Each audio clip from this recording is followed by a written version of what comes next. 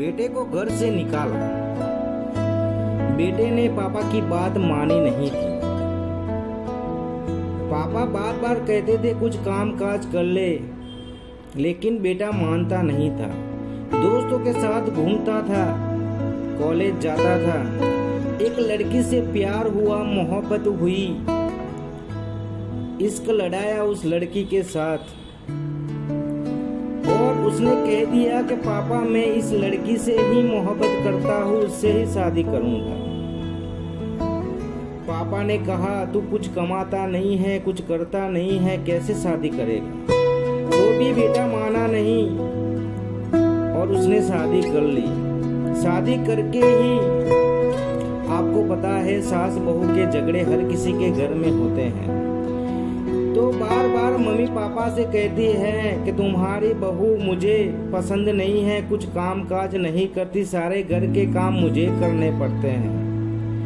पापा ये टॉर्चर सहन नहीं कर सकते थे, इसलिए बेटे को कह दिया तू घर से निकल जा।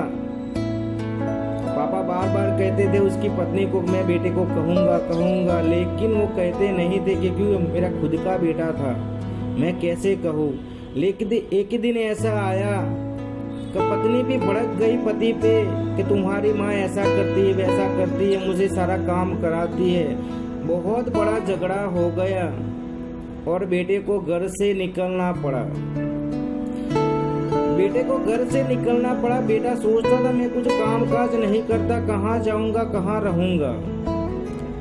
तो वो दोस्त के पास जाता है, उसकी सलाह लेता है मैं क्या करूँ, शादी कर ली लेकिन घर वाले पापा ने मम्मी ने मुझे घर से निकाल दिया, मैं क्या करूँ, मैं रोड पे आ गया हूँ। तो दोस्त ने कहा दोस्त तुझे जॉब करनी पड़ेगी, तुझे संसार चलाना पड़ेगा, तुझे कामकाज करना पड़ेगा। तब दोस्त ने कहा कि मुझे कुछ आता नहीं है, मैं कभी कॉलेज पढ़ा नहीं हूँ, लिखा नहीं हूँ, क्या करूँगा।